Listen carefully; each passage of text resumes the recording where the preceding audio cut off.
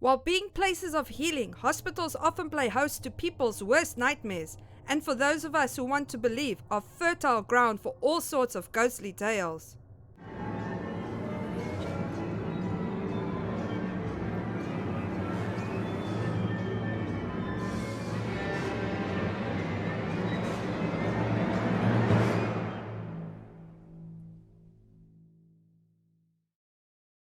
Hello everyone, welcome to Hauntings and History, the show where we discuss hauntings and the histories behind them. If you like this video, don't forget to like and subscribe.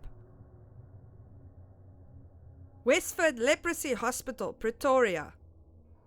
The story of Westford Hospital begins in the 1880s with Westford Hospital that was originally built to research the treatment of smallpox. But because of the contagiousness of leprosy and the isolated nature of the Westford Hospital, it became the perfect place to send those suffering from the disease. The Westford Leprosy Hospital that was originally built as an extension to the Westford Hospital was founded in 1897 and it treated patients who suffered from leprosy.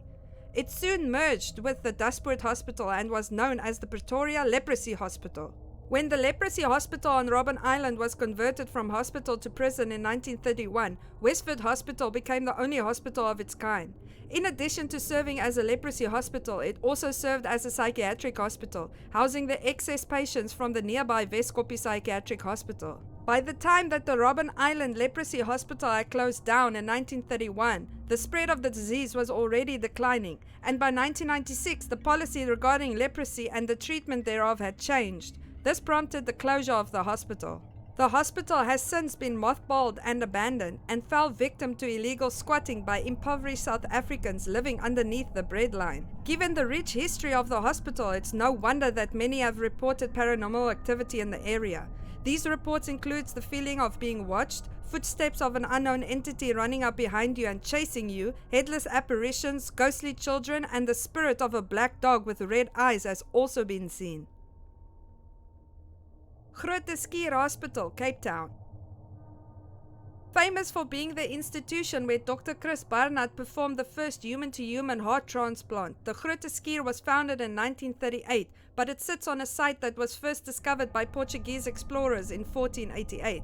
Cape Town, first known as the Cape of Storms by the Portuguese, quickly changed to the Cape of Good Hope because it provided an anchorage point where sailors could repair their battered ships. The perfect location, sandy beaches and temperate climate soon allowed for year-round cultivation of lemons to provide a cure for scurvy that was up until that point an inevitable part of the spice route to Asia. The Cape continued to provide a safe haven for Jan van Riebeeck and crew, who under orders of the Dutch East India Company had to set up a refreshment post at the Cape. The Cape thus began an important station for sailors at the halfway point to the Indies.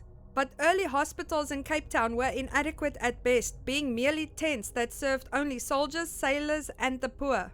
It would only be in 1806, when the British re-annexed Cape Town after the start of the Napoleonic Wars, that plans for a proper hospital would be made.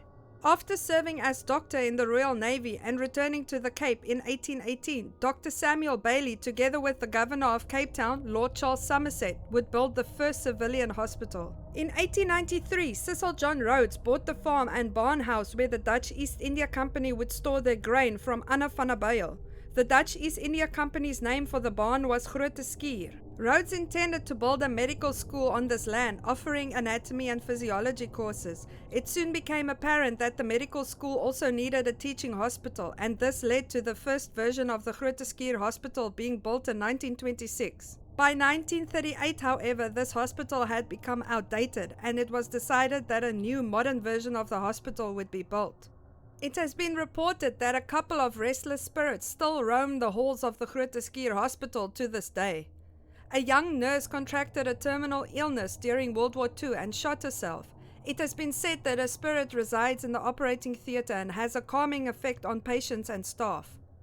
Another nurse with white eyes also walks around the hospital, as does the apparition of one patient that was so eager to leave, he jumped out of the first floor window thinking he would survive the fall and live to tell the tale.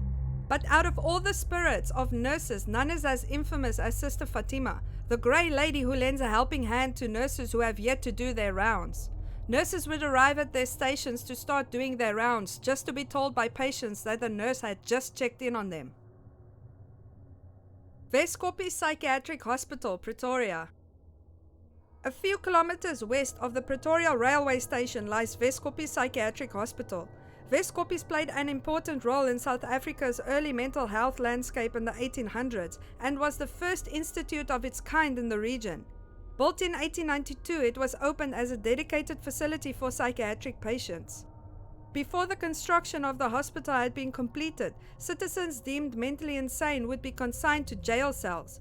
The building of this hospital served as a step towards a more enlightened society when it came to mental illness. Although partially abandoned, this hospital currently serves as a teaching hospital for various academic institutions, such as the University of Pretoria and the University of Limpopo. Many thrill seekers go to the abandoned parts of the hospital to explore and hopefully catch a glimpse of the paranormal. Reports of paranormal activity includes disembodied voices, phones ringing in wards that doesn't exist anymore, and babies crying in wards that has been abandoned and locked for years. That's all the stories I have for you today. If you have enjoyed them, don't forget to like and subscribe. If you have any personal encounters, please feel free to share your stories in the comment section. Until next time, see you!